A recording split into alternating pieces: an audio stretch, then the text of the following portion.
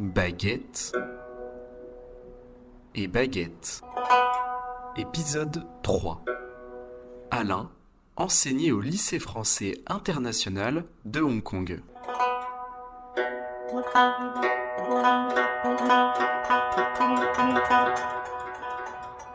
Bonjour à toutes et à tous, j'espère que vous allez bien et je vous souhaite la bienvenue dans l'épisode numéro 3 de notre projet Baguette et Baguette, une série de 7 podcasts visant à faire découvrir Hong Kong au plus grand nombre et à promouvoir les opportunités que peut vous offrir cette ville si peu ordinaire. Aujourd'hui, pour cette 3e interview, nous recevons Alain. Alain, bonjour. Bonjour. Nous sommes très contents de te recevoir aujourd'hui. On va commencer par te laisser te présenter.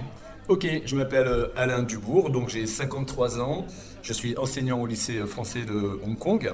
Je suis marié, j'ai 2 enfants, une fille de 20 ans, Nina, et un garçon de 18 ans, Émile. Donc avant d'arriver à Hong Kong, j'étais enseignant avec ma femme au lycée français de San Francisco. D'accord. De 2003 à 2010. Et avant ça, on était à Moscou, donc de 2000 à 2003. Je suis originaire de l'île de la Réunion, donc une toute petite île. Et c'était très sympa de découvrir tous ces nouveaux pays. D'accord, parfait. Donc, première question, j'imagine qu'avec ta femme, vous étiez initialement enseignant à La Réunion. Qu'est-ce qui vous a poussé tous les deux à partir à l'étranger, qui plus est dans un lycée français international ?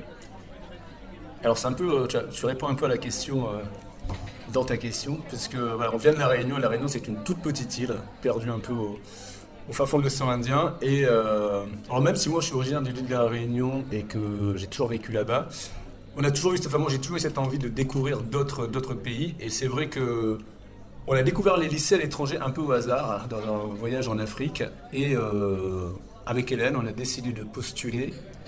Et coup de chance, on a été pris assez rapidement dans un lycée à Moscou en 2000. D'accord. C'est un peu la question qu'on avait posée après, c'est comment devient-on enseignant au LFI ? Est-ce qu'on postule ? Est-ce que c'est difficile ? Est-ce qu'il y a un concours ? Alors il n'y a pas de concours, on est tous titulaires de l'éducation nationale, donc moi j'étais enseignant à l'île de la Réunion pendant 3 ans.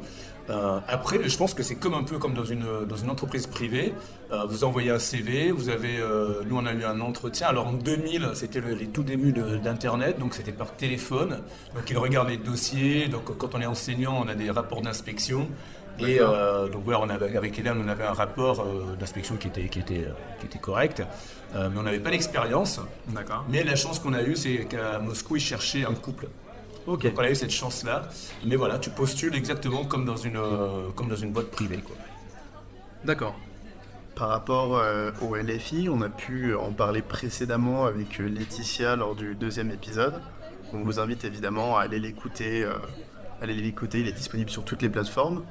De ton côté, d'un point de vue d'enseignant, qu'est-ce que tu as particulièrement aimé dans le fait de travailler dans un LFI et plus particulièrement à Hong Kong ? Alors moi, c'est très différent de ce que je connaissais, puisque moi je travaillais à l'île de la Réunion. Moi je travaillais vraiment dans un cirque. Je ne sais pas si vous connaissez la Réunion. Alors est-ce que tu peux expliquer rapidement pour nos auditeurs qui ne seraient... Alors moi je travaillais dans le cirque de Mafat, et le cirque de Mafat c'est le seul cirque à la Réunion. Donc c'est dans les montagnes, dans le centre de la Réunion, où il n'y a pas de route. D'accord. Donc on devait y aller ou à pied, donc c'est des randonnées entre 2h et 3h. Ou alors on avait aussi l'hélicoptère, on y allait une fois toutes les 3 semaines, on avait l'hélicoptère. Donc on était dans une toute petite école, donc moi j'ai enseigné avec Hélène, et on avait donc une école pour nous deux, quoi. Ah d'accord. Donc c'est quand on postule pour un lycée comme Moscou, on arrive dans un très gros établissement, donc moi je découvrais ce genre d'école. Ce genre de public aussi, parce qu'évidemment à La Réunion on n'a pas le même public, notamment à Mafat, on n'a pas le même public qu'à Moscou. Ouais. Donc voilà, tout est différent, tout est plus grand, on a beaucoup plus de moyens dans un lycée international, en tout cas ceux de Moscou, Hong Kong ou San Francisco, les 3 que nous avons pu faire. Uh-huh. Voilà, c'est les moyens, c'est les enfants, voilà, qui ont en général un très bon niveau scolaire. Ça ne veut pas dire qu'il n'y en a pas qui ont des difficultés, mais dans l'ensemble, ça reste quand même un public favorisé, avec des familles qui viennent de milieux sociaux plutôt favorisés. Alors, pour rappel, le LFI contient, dis-moi si je me trompe, 2 sections, une section francophone et une section internationale. Il y a du coup, l'établissement se trouvait très multiculturel. Est-ce que, en tant qu'enseignant, ça apporte une difficulté parfois supplémentaire ou des différences par rapport à un établissement normal, peut-être de ce que tu as pu connaître à La Réunion? Alors voilà, on pourrait retrouver un peu les mêmes problématiques qu'à La Réunion, dans le sens où à La Réunion, on a aussi 2 langues, on a la langue créole et la langue française. D'accord. Mais bon, voilà, les enfants ont peut-être à La Réunion parfois du mal à parler en français, mais en tout cas, ils comprennent parfaitement le français. La différence avec ici, c'est que vous avez un public mixte. Vous pouvez avoir des familles mixtes, donc des familles à Hong Kong, par exemple, franco-chinoises, franco-hongkongaises. Donc il y a souvent c'est le papa qui est français qui travaille, donc parfois la langue française elle n'est pas beaucoup représentée en fait dans le cocon familial. D'accord. Et parfois on peut avoir des enfants qui sont ce qu'on appelle dans le jargon mal francophones, donc il peut avoir des difficultés comme ça. Mais bon, après le lycée, en tout cas le lycée de Hong Kong, on a les moyens, donc il y a des enseignants qui sont spécialisés pour justement suivre ces élèves. Donc en général, voilà, ce sont des élèves, même s'ils arrivent mal francophones en début de maternelle, ils arrivent après, s'ils arrivent à poursuivre, ils arrivent à avoir un très bon niveau en français et en anglais, puisqu'on enseigne aussi en anglais. Ok, d'accord. Donc du côté de l'enseignant, le fait que l'environnement du LFI et de manière générale des lycées français à l'étranger, le fait que ce soit très multiculturel, ça n'apporte pas de difficultés particulières supplémentaires. C'est vraiment plutôt une chance, ouais. Une chance, C'est d'accord. une chance parce que voilà, c'est des enfants qui sont ouverts d'esprit, c'est des enfants qui ont souvent beaucoup voyagé, voilà, il y a beaucoup de choses justement de richesse à tirer de ces enfants-là, quoi. Ah ouais, c'est précisément la question qu'on voulait te poser après, c'est que tes enfants, de ce que tu nous as dit, ont grandi dans un contexte multiculturel, donc, puisqu'ils ont toujours vécu à l'étranger. Qu'est-ce que ça leur a apporté? Tu parlais à l'instant d'ouverture d'esprit, de curiosité. Ouais. Alors donc moi, mes enfants, donc ma fille, elle est née à... Moi, ma femme et moi, on est français. Ma fille, elle est née à Moscou et mon fils, il est né à San Francisco. Donc ils ont connu que des lycées à l'étranger, que des lycées français à l'étranger. Donc on est arrivé à Hong Kong en 2010. Donc Lina, elle est rentrée en CE1 et mon fils en grande section. Ils sont tous les deux bilingues. Ils font leurs études maintenant au Canada, donc ils sont des études en anglais. D'accord. Ils sont complètement bilingues dans les 2 langues, françaises évidemment, et puis l'anglais. Ma fille un petit peu mandarin, mais très très peu. Voilà, ce sont des enfants qui, moi je pense, qui ont une ouverture d'esprit, qui arrivent à analyser les choses avec plusieurs points de vue, parce qu'ils ont toujours été habitués à être dans un environnement français, dans une culture française, parce que Hélène et moi, on est français, mais Ouais. on a vécu aux États-Unis, donc c'était une culture américaine, avec dans une école qui était aussi ouverte, donc avec beaucoup d'Américains.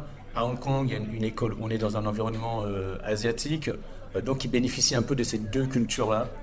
Donc ça, je pense que c'est un avantage. De ton point de vue maintenant, et aussi celui de ta femme, vous avez vécu à Moscou, à San Francisco, et pourtant Hong Kong est la ville dans laquelle vous avez passé le plus de temps, 13 ans désormais. Quelles sont les raisons qui vous ont fait rester aussi longtemps? Parce que à vue de nez, quand on regarde votre profil, rien ne vous prédestinait tous les deux à rester aussi longtemps ici.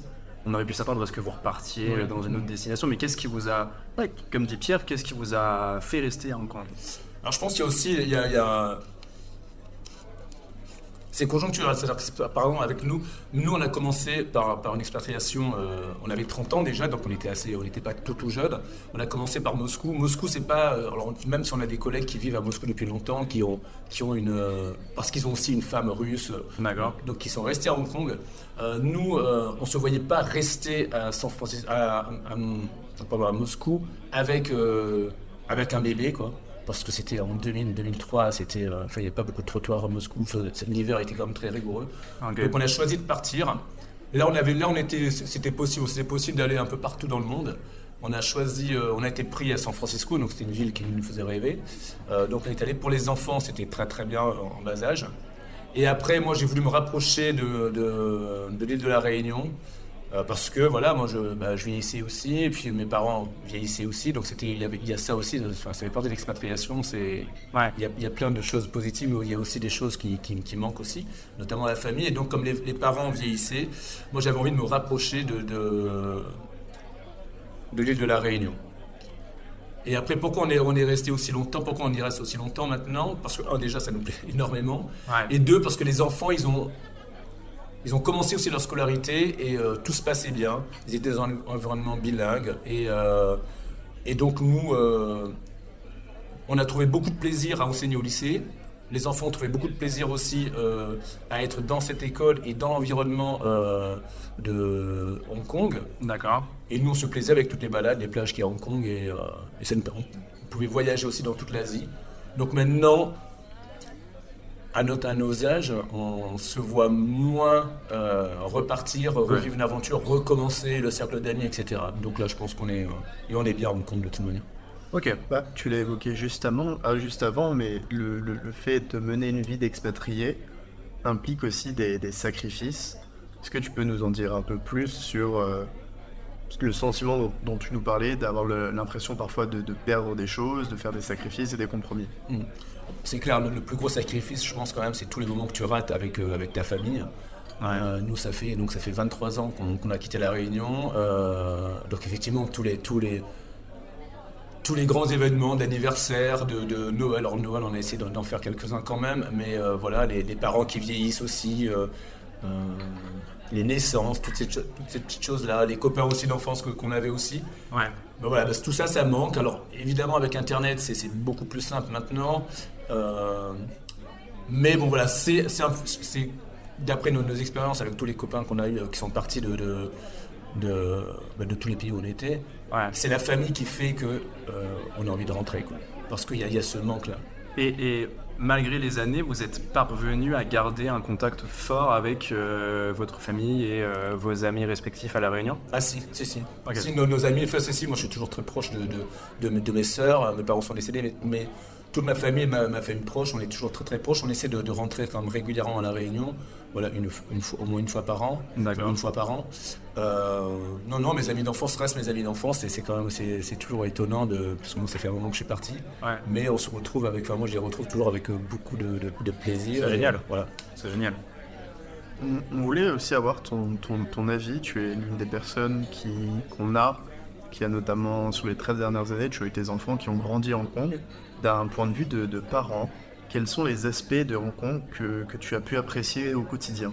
En tant que parent? En tant que parent, oui. Spécifiquement en tant que parent. En tant que parent, ici, ce qui est génial, c'est le côté safe de la ville. C'est que nous, on a très facilement laissé nos enfants prendre des taxis tout seuls. Du moment qu'ils savaient parler anglais, ils savaient où ils allaient ou comment revenir à la maison. Donc ça, c'est quelque chose qui est très pratique. On avait ce sentiment-là aussi à San Francisco finalement, parce qu'on n'habitait pas exactement à San Francisco. Vous habitiez où? Dans le nord de San Francisco, donc à Corte Madera, à côté de San Rafael. Donc tu passes juste le Golden Gate, donc c'est Marin County pour ceux qui connaissent. Donc c'est un endroit aussi très très safe. Et ici voilà, c'est quand même le côté pour un parent de laisser sortir ses enfants, c'est quand même très très facile. Et puis il y a aussi quelque chose de magique aussi à Hong Kong, c'est quand même les transports, enfin tout est super simple, les bus c'est super simple, le métro super pratique, enfin tout ça c'est quand même, enfin nos enfants à chaque fois qu'on en parle, ils sont toujours, ils reviennent pour Noël, ils sont toujours hyper contents de revenir à Hong Kong, ils sont très très attachés à la ville de Hong Kong. Parce que c'est un peu leur maison ici. Ok. Et pour continuer de tous nos invités, comme je l'ai déjà dit, tu es la personne qui a passé le plus de temps à Hong Kong. Depuis ton arrivée, la situation notamment politique a pas mal évolué. Est-ce que cela t'a impacté d'une certaine manière ou absolument pas? Alors, quand on est à l'étranger, en tout cas moi, je vais parler pour moi, mais bon, j'en parle aussi avec d'autres copains, on a l'impression d'être un peu dans une bulle, c'est-à-dire que la situation à Hong Kong, elle nous intéresse évidemment, mais on ne peut pas dire, ou alors je suis égoïste, mais voilà, on ne peut pas dire qu'elle nous touche complètement, c'est-à-dire qu'elle ne bouleverse pas notre vie. Et c'est la même chose en France, c'est-à-dire que la situation en France, on s'y intéresse, on lit les infos tous les jours, mais ça reste aussi un peu dans une bulle.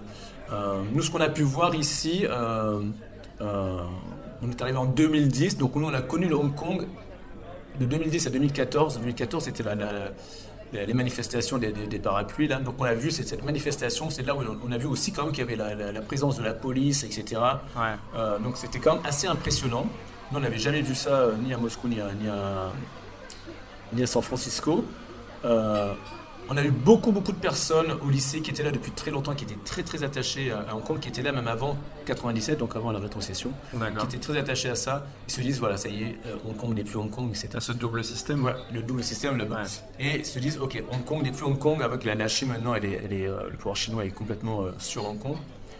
Nous, on était de là, de 2010 à 2014, on n'avait pas encore vraiment un gros historique de la ville de Hong Kong.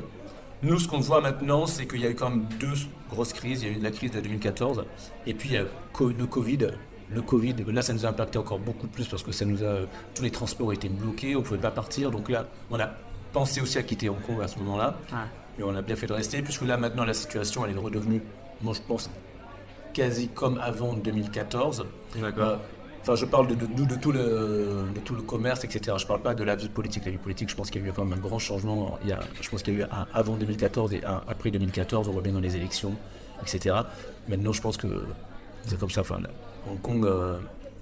Un grand changement dont on est témoin quand on est expat, mais dont on ne ressent pas tant que ça les effets. Voilà, on ne ressent pas complètement les effets. On est témoin, parce qu'on s'y intéresse, parce qu'on est dans le pays. Bien sûr. On s'y intéresse encore plus, mais on n'est pas directement touché. En tout cas, moi, je ne suis pas directement touché par ça. D'accord. Tu nous as parlé du fait qu'il y avait beaucoup d'amis à toi qui avaient quitté Hong Kong pendant le Covid. Des retours qu'on a eus, d'autres personnes qu'on a interviewées ou non, c'est que ces personnes-là sont allées pour certains à Singapour. Ce qui nous pousse à te demander, depuis quelques années, on tend de plus en plus à comparer Hong Kong et Singapour, deux pays d'Asie du Sud-Est qui partagent énormément de points communs. En 2010, est-ce que il me semble que tu nous avais dit que tu avais eu ce choix à faire au moment de quitter San Francisco entre ces deux villes? Pourquoi, à l'époque, as-tu préféré Hong Kong à Singapour? Alors Singapour, moi j'étais déjà allé quand j'étais plus jeune. D'accord. J'avais gardé un souvenir, parce que je venais de la Réunion, donc j'avais évidemment gardé un souvenir d'une grande ville, etc. Très très propre. Avec nos enfants, nous on avait envie d'une ville un peu plus... on s'était renseigné sur les deux pays. Et Hong Kong, outre le climat, ça aussi c'est quand même important, le climat à Hong Kong. Plus chaud à Singapour? Oui, et c'est assez équatorial, donc c'est toujours la même température, plus ou moins. Il y a des petites variations, mais pas tant que ça. Il n'y a pas de saison comme en Hong Kong. Voilà, pas comme en Hong Kong. Donc ça, c'était quelque chose c'est important pour nous. Mais aussi le fait que Hong Kong, ça avait un côté plus vibrant, quoi, plus excitant. Et on est venu à Hong Kong, on ne savait pas que la ville était... nous, on voyait le côté central, donc les gros buildings et tout. Ouais. Mais on ne voyait pas trop le côté plage, des nouveaux territoires, etc. Donc ça, c'était la super surprise des randonnées. Moi, je viens de la Réunion, donc j'adore ça, les randonnées. Et donc c'était la super bonne surprise de voir tout le côté vert de Hong Kong. C'est marrant que tu mentionnes ça, pardon, excuse-moi, je te coupe, mais c'est marrant que tu mentionnes ça parce que c'est aussi l'une des raisons initialement qui nous a poussé à faire ce projet, c'est que en fait, lorsqu'on s'informe sur Hong Kong avant de venir, on ne soupçonne absolument pas toute la verdure et toutes les possibilités de sortir en nature et d'excursions, de randonnées, etc.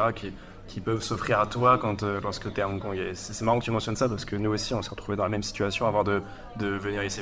Mais là, on est à Happy Valley et on fait un quart d'heure de marche, on est dans une forêt, dans un parc naturel et c'est dingue, on ne voit pas un seul building. Donc, c'est fantastique, ouais. Donc ça, c'est le côté, la très très bonne surprise de Hong Kong, quoi. Enfin, ça va sûrement un peu dans ce sens-là. Hong Kong revient peu à peu à la normale. Trouves-tu que la ville reprend des couleurs et qu'on retrouve un peu cette liberté d'il y a quelques années? Alors, ça rejoint un peu ce que je disais tout à l'heure. Moi, j'ai pas souffert de la manque de liberté, si ce n'est pendant la période Covid, et ça c'était pour tout le monde. Moi, j'ai l'impression que, quand on sort sur Central, j'ai l'impression que les rues sont à nouveau pleines, je pense qu'il y a quand même encore des stigmates de la crise Covid, parce qu'il y a encore des magasins qui sont quand même fermés. J'ai quelques copains qui ont des restaurants, ils me disent que c'est quand même encore un peu difficile, mais j'ai l'impression que c'est reparti quand même, quoi. Après, moi, je suis pas dans un business vraiment pour savoir si les. Enfin, j'ai pas de chiffres pour. Oui. Mais bon, pardon, au lycée, il y a de plus en plus de Français. C'est la question Pendant le Covid, on a eu des départs de Français, donc il y a eu des classes qui ont été fermées. Là, on repart, quoi. Les inscriptions repartent à la hausse. Les inscriptions repartent à la hausse et avec des Français. Pas forcément qu'avec des locaux, mais avec des Français. Donc c'est plutôt bon signe. Le consulat donne les mêmes chiffres. Il y a un rebond Donc, des Français. indirectement, c'est ce que je dirais, il y a un nouveau cycle de Français qui arrive ou qui revient, Ouais. Et qui reviennent même de Singapour aussi. qui reviennent de Singapour. De Singapour et de Dubaï. On avait une dernière question qui va nous permettre d'approcher peu à peu de la conclusion. C'est tes enfants sont désormais grands, tu l'as dit auparavant, ils sont partis étudier au Canada. De votre côté, vous approchez peut-être de la fin de votre carrière. Est-ce que vous voyez encore rester longtemps à Hong Kong ou peut-être retourner à La Réunion un moment? Alors je pense qu'à terme, on repartira à La Réunion. Enfin, il y aura un mix entre l'île de La Réunion et la France. Pour l'instant, on reste ici pour deux raisons. Une raison purement matérielle, parce qu'il faut payer les études de nos enfants qui sont au Canada. Et ensuite, parce qu'on aime, enfin encore une fois, on aime vraiment Hong Kong. On est vraiment très bien à Hong Kong.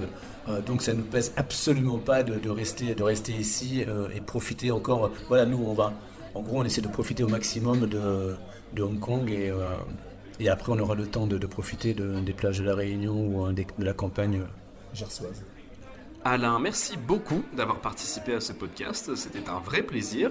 De votre côté, chères auditrices et auditeurs, n'hésitez pas à suivre notre page Instagram @baguette et baguette. Nous vous donnons rendez-vous la semaine prochaine pour rencontrer notre 4e invité, Maëva, qui travaille en banque d'investissement et plus précisément en finance verte, ici à Hong Kong. D'ici là, portez-vous bien, merci de nous avoir écoutés et rendez-vous la semaine prochaine.